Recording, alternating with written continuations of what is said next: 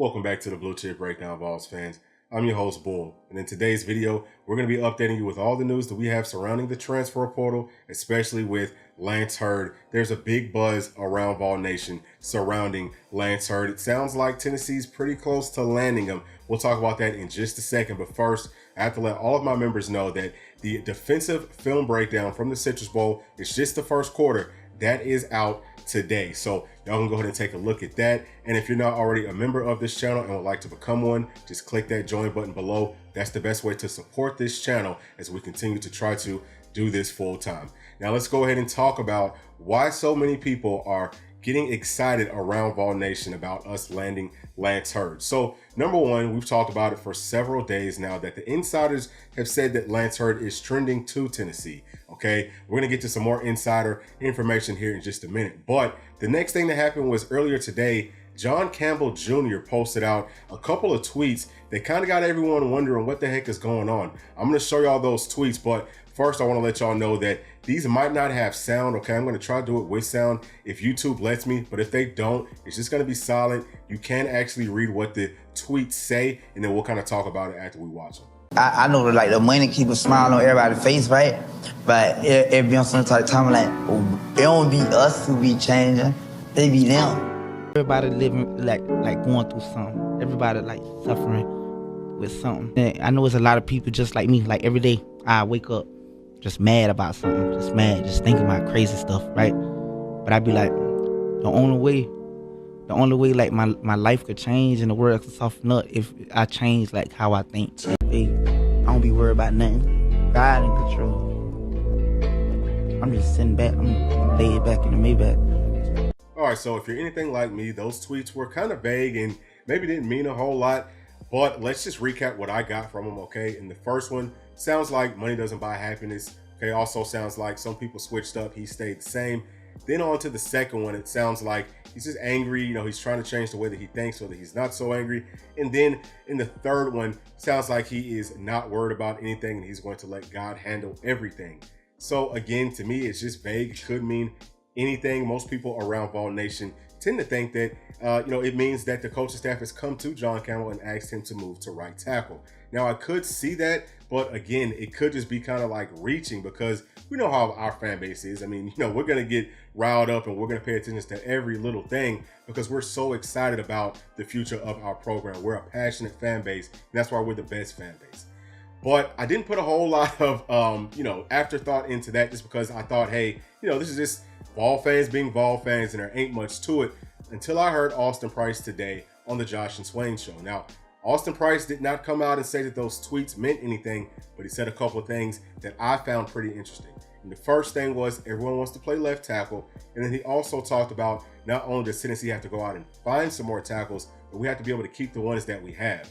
Now, knowing Austin Price has the pulse of this entire fan base and he's very close to the program, knows all about the different social medias, it did make me feel like, hey, maybe there is some truth to what people are saying with John Campbell's tweets. Now, I still don't know for sure. We're still speculating at this point, but that is pretty interesting. One of the other things that I thought was interesting, from those tweets was in the second one, John Campbell comes out and says that he's looking to be more open-minded. That's kind of like what I got from it.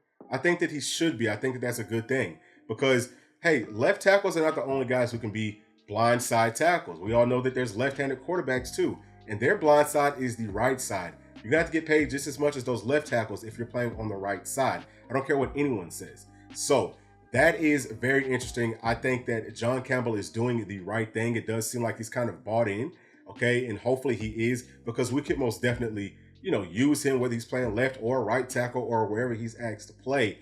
To me, I think that your draft stock would only increase, showing that you can be a good player, at multiple positions. And I wish that more of these young players would look at it that way.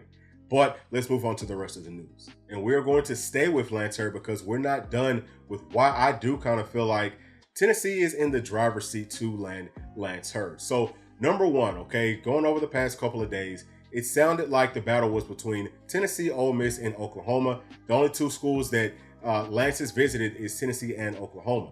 So as of late, just last night, it sounds like Ole Miss was out of the picture and that Lance was about to make a decision within the next couple of days. He wasn't going to be making any more visits this upcoming weekend. So just as of like earlier this afternoon, it sounds like the guys close to Oklahoma's program feel like, they may be kind of out of the race too. Okay, they're starting to worry over there as well. In Austin Price, and some other insiders have consistently felt really good about our chances with Lance Hurd. Now, I think that this is the guy that Tennessee probably covets the most in the transfer portal, especially at tackle, because he's a younger guy and he probably has the highest ceiling.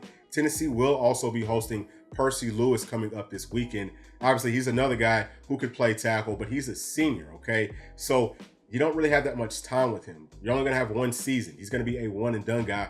With Lance, you at least will have 2 more seasons. So that is kind of why I think that he is the guy who we really want. But it also sounds like Tennessee is not against taking in more than one tackle.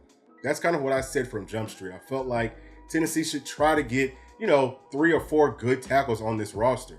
Right now, we've only got maybe like 1.5, and I hate to, do Dane Davis like that, but that's just what it is. He did not look good in that Citrus Bowl. You cannot trust him to be a starter for you. Hopefully we can retain John Campbell, okay? Bring in a guy like Lance Hurd. If he does choose Tennessee, he's going to plug in. And I do think that the staff will probably let him choose where he wants to play at because he's the younger guy. He's the future of this team. And again, like we touched on, hopefully John Campbell is going to be okay with that. And if he's not, then maybe vice versa. Maybe Lance will play right tackle. Maybe he's going to be more open-minded than what people think. But I kind of doubt that. I think that he's going to be pretty, solid on wanting to play left tackle before he chooses a school. So that's kind of where I'm at with it. Obviously, if we can also get in Percy Lewis, that would be huge. Will we try to add another tackle body, in the spring? If we only add one, I think right now, then yes, I feel like we would and we should. Now, Tennessee also is going to be targeting a guard, but what it sounds like is that we're not going to really be moving on a guard in the transfer portal until that spring window. So that's a good thing for the guys that's already on this roster. Guys like Jackson Lampley, Andre Carey, and some of these underclassmen as well. Sounds like there's going to be an open competition right there to see, hey, maybe we don't have to go into the transfer portal to get another guy. Maybe someone will step up and, that saves us some time, saves us some money, all that good stuff. And then we can have, kind of more of our core guys ready to go without having to introduce an entirely new person to our scheme and all that good stuff. Now, I think either way, it's not that hard of a thing to do. I don't feel like to bring someone in and teach them, the fundamentals and basis of this offense and have them ready to go by week 1. So that part of it isn't that big of a deal, but that's kind of what it sounds like this staff is aiming to do. It seems like we are, kind of playing the transfer portal a little bit better, than it seemed like we were earlier on this season. But that is pretty much it for the offensive line. Let's go ahead and switch to some recruiting news. All right, and I only have one note right here, and that is George McIntyre, the 5-star quarterback from Tennessee in the class of 2025.